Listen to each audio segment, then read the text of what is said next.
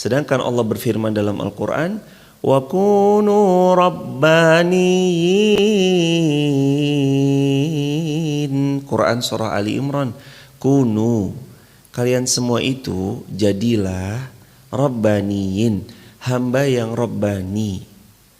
Hamba yang rabbani itu kalau mereka belajar atau mengajar, mereka mulai dari basic. Mereka gak langsung loncat tangga ke-20. Mereka mulai mengawali dari tangga pertamanya. Inilah pola dalam dakwah. Dakwahnya Nabi terpola dengan baik. Yang paling pertama disampaikan, mubasyiran, kasih yang senang. Hadirin udah dapat nih yang membahagiakan, yang menyenangkan hati, yang menenteramkan jiwa, kajian yang mengubah hidup, membawa kita pada mindset yang baru, membawa kita pada sikap yang baru, membawa kita pada berubah dari perubahan-perubahan kecil yang kita bisa di tengah-tengah keluarga. Nanti pelan tapi pasti dengan sendirinya dia akan nyari yang materinya tuh lebih bukan light tuh ringan. Materinya yang middle, bahkan nanti lanjut ke pro. Materi-materi yang bold, berat. Materi-materi yang tebal. Seperti itulah dakwahnya Nabi. Makanya ulama pernah bilang, poin pertama, Allah Subhanahu wa taala mengingatkan Nabi SAW bahwa tugas utama beliau itu adalah memberi kabar gembira. Tugas yang paling utama. Memberi kabar gembira bahasa gampangnya apa? Nyenengin orang. Nyenengin orang. Bahwa dakwah ini menyenangkan, dakwah ini mengenyangkan. Logika tanpa logistik gak jalan. Gimana ceritanya orang lapar kita ajak, ayo kamu mengaji, perutnya aja masih kelaparan. Maka jamaah kami juga titip ya, jamaah yang terutama di sekitaran masjid, maaf. Kemarin sih materi kita memang materi-materi yuk bangun mental. Kalau kemarin kita masih jadi muzaki, masih jadi mustahik, mohon izin, besok mudah-mudahan kita jadi muzaki. Tapi di waktu yang bersamaan kami juga ngajak, tolong jamaah dengan rendah hati, terutama yang tinggal di Wonolelo ini, jangan sungkan kalau memang di sekitaran Masjid Muhammad Al-Fatih ada yang kiranya membutuhkan dibersamai, baik beli beras ataupun kebutuhan secara pokok untuk melanjutkan hidup. Tolong DKM-nya masjid, maaf, mohon dengan hormat dikabari. Alangkah sedihnya kami melihat di salah satu postingan dan kejadian belum lama seorang nenek-nenek meninggal dengan cara bundir, menggantungkan dirinya, lalu menulis surat di tempat tidak jauh dari dia bundir. Tulisannya, hidup susah, cari uang susah, mau makan gak ada beras, mau kerja udah gak ada yang mau nerima saya bekerja, ya udahlah saya ini aja. Ayo bareng-bareng aja mah. Kemarin sih materinya memang materi yang yuk semangat, bangun mentalnya.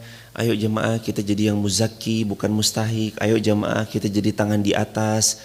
Mudah-mudahan kita nggak tangan di bawah terus gitu. Iya, itu tema yang kemarin, narasi yang terus dibangun supaya mentalnya baik, mentalnya kuat.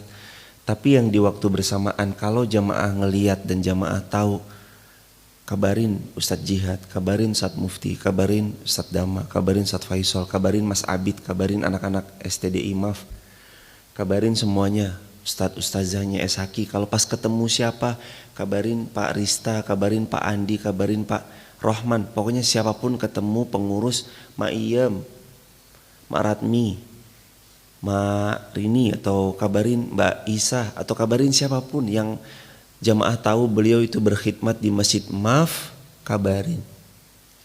Itu di sana tuh ada yang mohon maaf nggak bisa beli beras, kabarin jemaah. Kabarin dengan senang hati.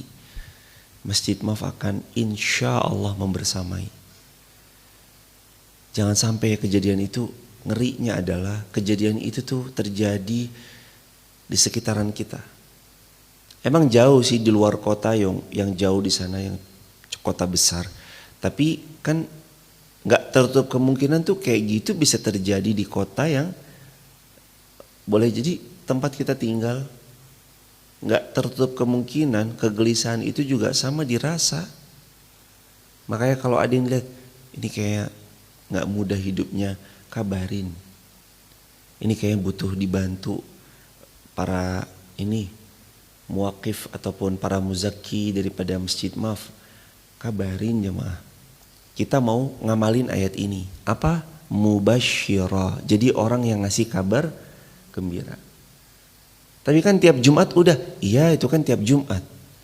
Oke lah, atas pertolongan Allah tiap Jumat ada rutinan yang biasanya memang berbagi sayur mayur dan segala macam. Tapi kan kadang di luar itu mungkin ada orang-orang yang gak mau meminta-minta, menjaga dirinya, tapi kita harus ngerti.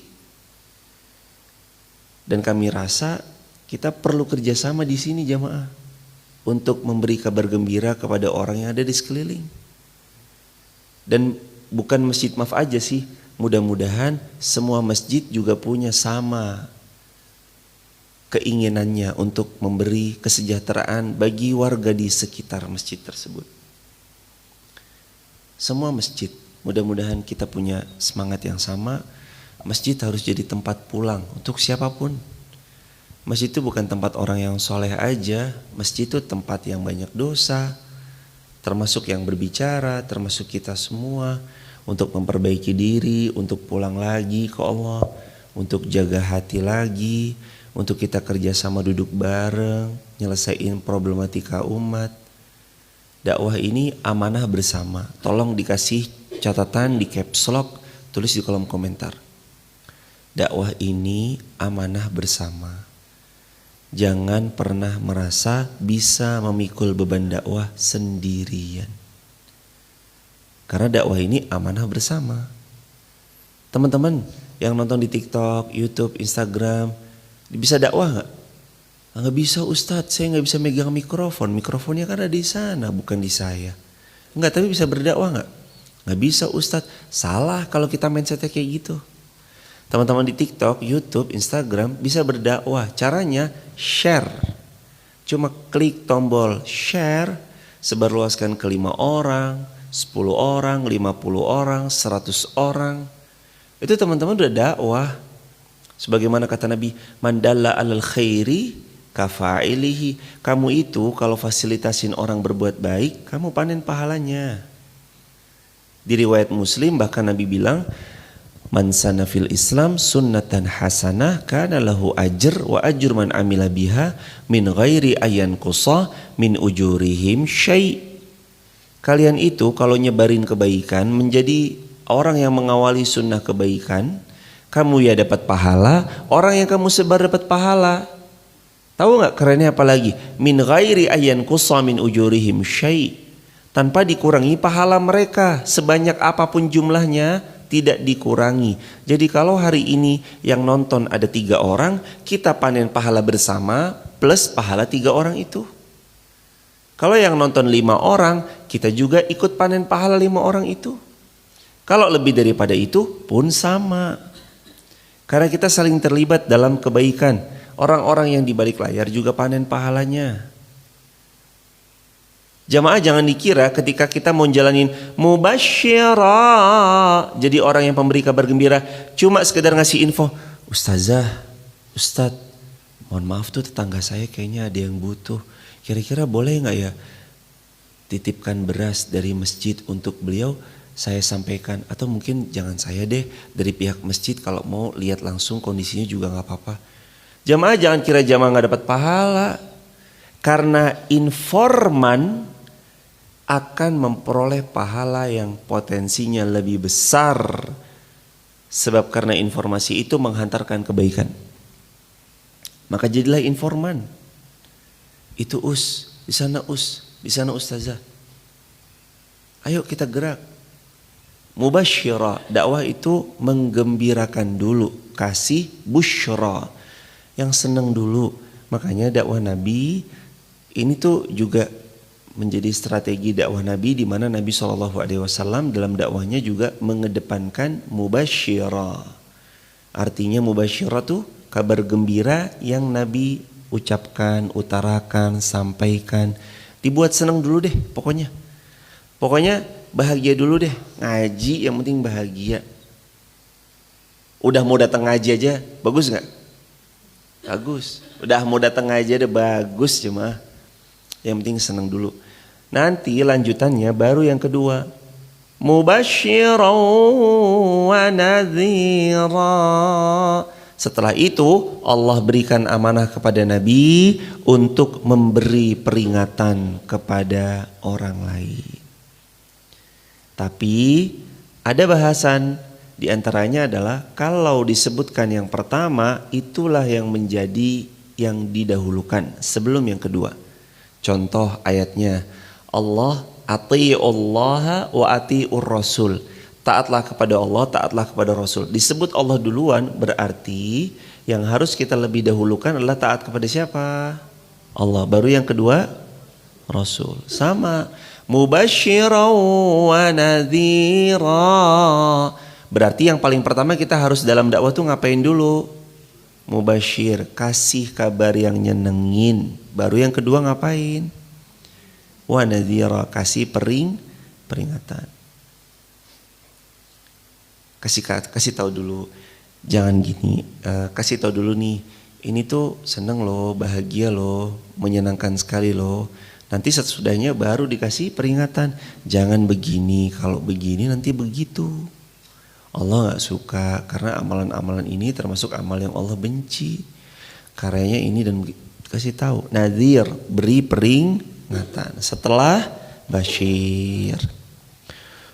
Ayat 57, katakanlah aku tidak meminta imbalan apapun dari apa yang disampaikan risalah tersebut melainkan mengharap agar orang-orang mau mengambil jalan kepada Allah Azza wa Jalla.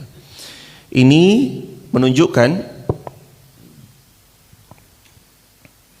ayat ini mengajarkan bahwa di antara dakwah yang Nabi SAW juga lakukan yaitu hanya berharap kepada ridho Allah dan berharap agar manusia itu kembali kepadanya, nyanya kembali kepada Allah maksudnya. Dakwah emang lagi-lagi balikin ke Allah semuanya. Balikin aja ke Allah semuanya. Kita cuma bisanya ngajak dan itu batas kemampuan kita. Kita cuma bisanya ngajak aja. La ikraha fiddin, dan dalam agama gak boleh maksain kehendak. Biasanya kan cuma ngajak aja. Mau alhamdulillah, belum mau ya tetap alhamdulillah, dan terus gak pernah bosan-bosan untuk terus diajak. Itu aja. Tugas kami kepada teman-teman di TikTok, YouTube, Instagram, dan semua pihak yang hadir secara offline di Masjid Maf, ini kan seperti sharing yang di sini kayak lebih condongnya ngajak. Mau alhamdulillah, gak mau alhamdulillah. Dua-duanya alhamdulillah. Karena hidayah mutlak punyanya siapa? Hidayah mutlak punya Allah. Tugasnya ngajak. Ngajak orang tuh bukan kepada pribadi, bukan kepada personal, bukan kepada organisasi, bukan kepada komunitas, tapi ngajak orang untuk ke Allah. Kenalnya itu kenal Allah. Nanti mau komunitasnya itu ada tiada, yang penting orang ini kenal sama Allah. Mau figuritasnya itu meninggal dunia, orangnya yang penting kenal sama Allah. Toh kita nih apa sih perannya? Izin ya hadirin. Kita mati hari ini pun dunia tetap berjalan. Betul atau betul? Kita meninggal hari ini, dunia tetap berjalan. Sebagaimana mestinya. Jangan merasa penting, jangan merasa yang paling dan paling. Kita semua nih sama hamba. Sama kita semua adalah hamba. Jadi jangan merasa paling penting, tapi merasalah selalu jadi hamba yang butuh akan pertolongan Allah. Dan kita tuh paling butuh sama pertolongan Allah. Dan kalaulah hamba itu berdakwah, ngajak orang berbuat baik, jangan ajak kepada diri. Karena kalau dia gak ngikut kita, kitanya kecewa nanti. Tapi ajaklah orang kepada Allah, supaya kenal sama Allah yang nyiptain dia, yang ngasih nikmat banyak sama dia, yang ngasih rezeki sama dia. Kita tuh mesti kayak gitu dalam dakwah. Ngajak orang ke Allah aja. Ngajak orang ke Allah itu tanda keikhlasan. Di antara banyaknya kepentingan-kepentingan, kadang-kadang kepentingan itu ngajak orang bukan ke Allah. Itu kepentingan sekali. Makanya kalau kita berdakwah ngajak orang kepada Allah, merupakan tanda-tanda ciri insya Allah hatinya juga ikhlas lillahi ta'ala. Ayat 58.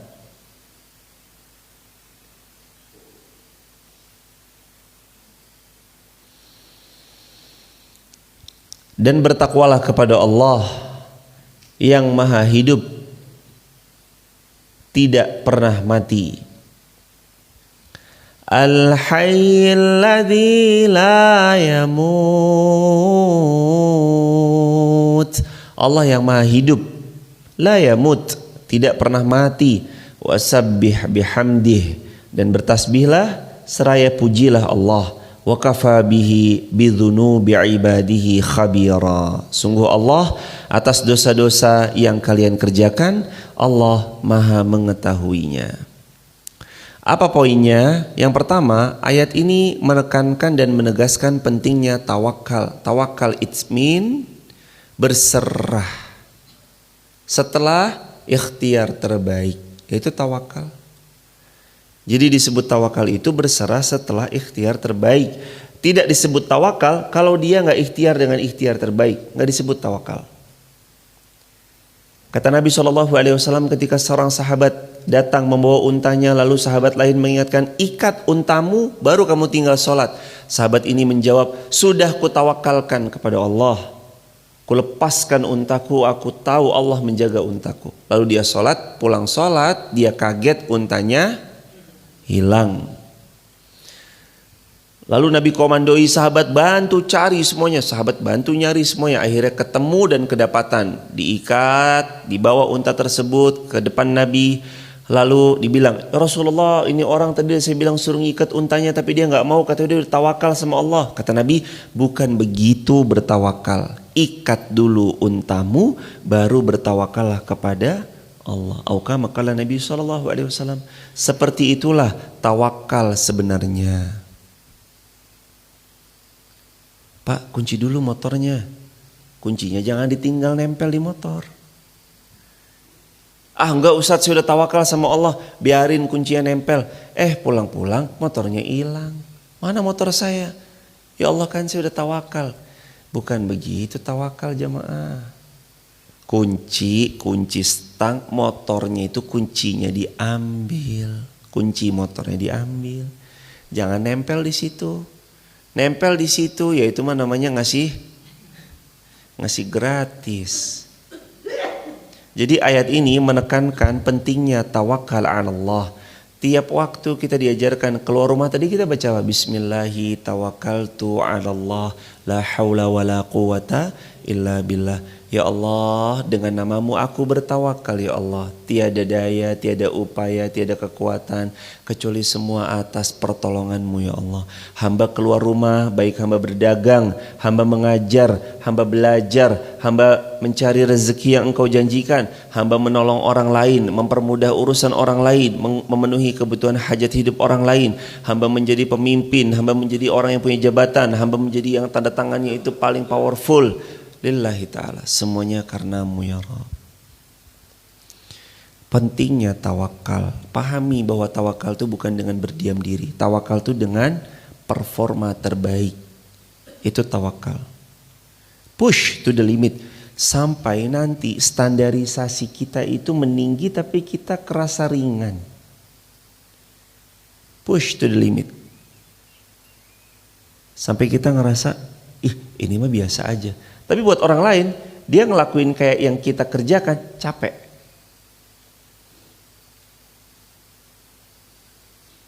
Kerjakan sesuatu, saking kerasnya, saking dia memberikan best performance-nya, di-push to the limit. Sampai batas penghabisan dari dirinya, terus secara dawam, konsisten, sampai orang itu terheran-heran, kok bisa ya kamu bekerja sebegitu kerasnya? Tapi buat kita itu biasa aja. Itu namanya push to the limit. Di push sampai limit. Kalau kita sehari bisa menyebarkan 1, sedangkan di waktu yang sama setelah di push to the limit kita bisa menyebarkan 15, kenapa enggak? Push to the limit. Sampai-sampai orang, oh wow. Itu namanya tawakal sebenarnya. Jadi gambaran tawakal itu secara gamblangnya, secara umumnya, orang disebut baru tawakal setelah push to the limit, perform terbaik dari yang diikhtiarkan, baru serahkan sama Allah secara hasil. Finishing touch, biarkan takdir Allah yang akan menjadi ketetapan terbaik untuk kita jalani.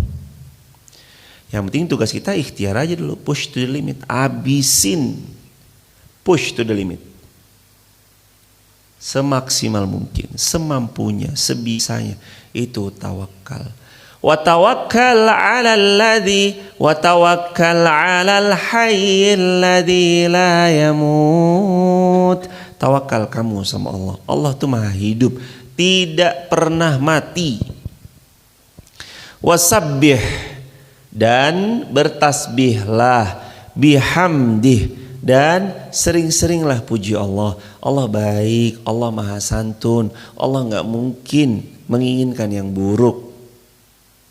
Tapi yang terjadi buruk, bukan yang terjadi buruk, tapi bersama yang buruk itu tuh ada yang baik. Enggak, tapi dia jahat. Enggak, bukan dia jahat. Bersama yang jahat itu ada yang baik. Enggak, tapi kan saya bukan, kita itu tidak sedang dilukai oleh siapapun. Kita dilukai oleh diri kita sendiri. Sebenarnya memang gak ada yang bisa melukai kita. Maaf, sorry to say, sebenarnya gak ada yang bisa melukai kita. Kita hanya terluka oleh diri kita sendiri saja, yang membiarkan luka itu masuk dan membiarkan luka itu memporak-porandakan kebahagiaan di hati kita. Quote of the day. Kita tuh kadang gak dilukai siapapun, cuman kita aja membiarkan luka itu masuk. Lalu luka itu memporak-porandakan kebahagiaan di hati kita.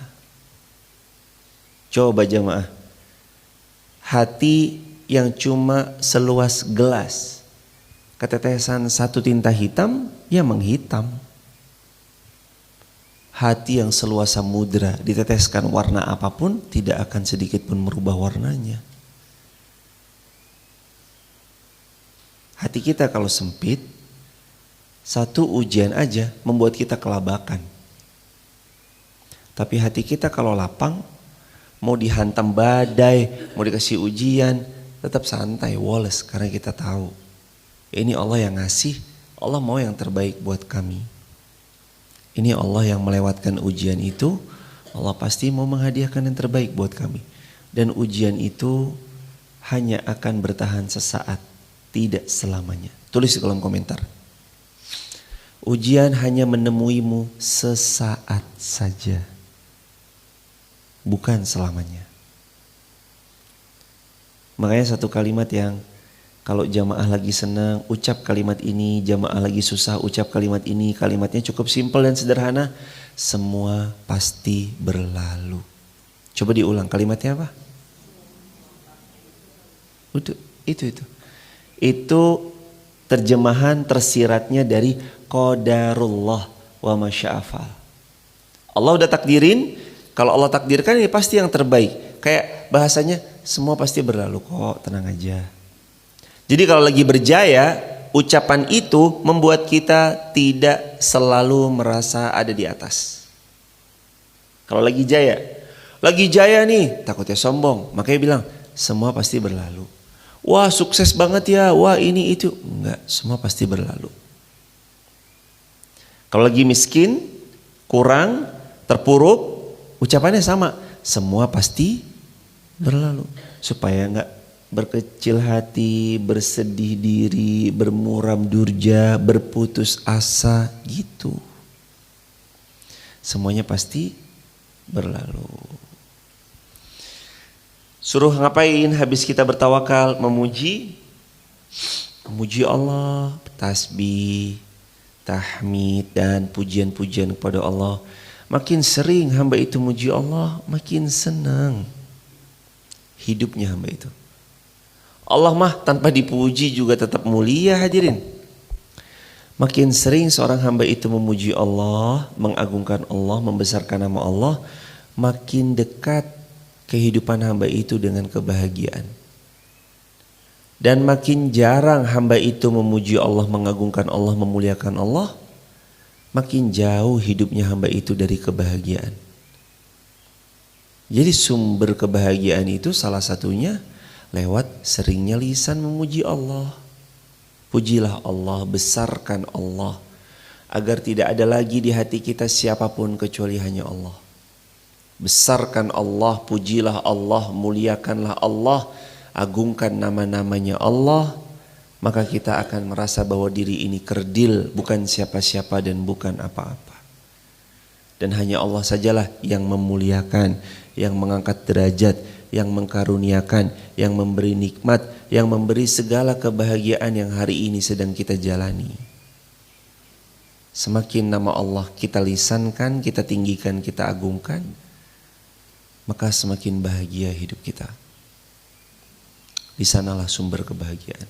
Sumber kebahagiaan itu dengan banyak dan sering memuji Allah. Puji Allah. Berikutnya, wa kafa bihi bizunubi abdi ibadihi khabira. Dan cukup Allah tahu atas dosa yang hambanya kerjakan, karena Allah Maha mengetahuinya. Astagfirullah. Jawab jujur jemaah, dosa kita sama pahala kita kira-kira banyak yang mana? Banyak dosa atau banyak pahalanya? Istighfar jemaah. Astagfirullahaladzim. Banyak dosanya, astagfirullah. Banyak kelirunya, banyak salahnya, banyak dosanya, banyak khilafnya. Banyak deh kekurangannya pokoknya mah. Udah mah kekurangan yang mungkin pernah dosa durhaka orang tua, pernah dosa nada tinggi kepada suami, pernah dosa lupa lalai nafkah terhadap istri, dosa mungkin gak mendidik anak dengan baik, gak memberi teladan baik, gak mencontohkan yang baik. Dosa karena kita jauh dari Allah, jauh dari Quran. Dosanya banyak deh pokoknya jemaah. Dosanya begitu banyaknya. Dan di ayat ini tuh Allah seperti seolah bilang, Allah tahu kamu tuh berbuat keliru, tapi juga tidak serta-merta dibiarkan kita berbuat keliru. Allah mau kita juga, ayo dong perbaiki. Ya kemarin tuh lembarannya hitam banget deh, gak apa-apa. Sekarang ayo dicoba lagi. Kemarin kan hitam lembarannya ya. Ayo sekarang buka lembaran yang baru, tulis dengan tinta emas. Kan waktu kita kemarin terbuang sia-sia. Ya udah sekarang nih waktu senjanya dipakai apa? Berkata Imam Ibnu Katsir rahimahullah tentang ayat tersebut, ayat 58. Di antaranya kalimatnya adalah hanya kepada Allah kita berserah diri karena dialah yang mengatur segala apa yang ada di langit dan apa yang ada di bumi. Ini juga menunjukkan keberserahan. Kita mesti nyerahin diri kita sebelum nanti kita berserah berpulang, maksudnya kan? Serahin diri kita ke Allah. Perbaiki lagi apa-apa yang kurang. Jamaah, selama hamba itu, nih jamaah kalimatnya, sebanyak apapun dosanya seorang manusia, selama manusia itu mau kembali bersujud kepada Allah, Allah pasti ampuni, Allah pasti perbaiki keadaan hamba tersebut. Sebanyak apapun dosanya, setinggi apapun kekeliruannya. Ada satu hadis yang mengatakan, kata Nabi SAW, Allah berfirman, ya bena Adam, wahai anak Adam, lau dzunubuka ananas sama, kalaupun dosamu itu setinggi langit, Manusia model apa jemaah yang dosanya setinggi langit? Kemudian kamu datang kepadaku, tidak berbuat syirik, kamu mohon ampun kepadaku, penuh harap kepadaku, terus berdoa. Da'autani wa rajautani, kamu terus da'autani, berdoa dan berdoa, wa rajautani, dan kamu terus berharap kepadaku. Allah berfirman, aku ampuni dosa-dosamu walaupun setinggi langit, tetap aku ampuni. Kalimat berikutnya, wala ubali, dan aku tidak peduli. Allahu Akbar. Gak peduli. Allah tetap ampuni sebanyak apapun dosa kita.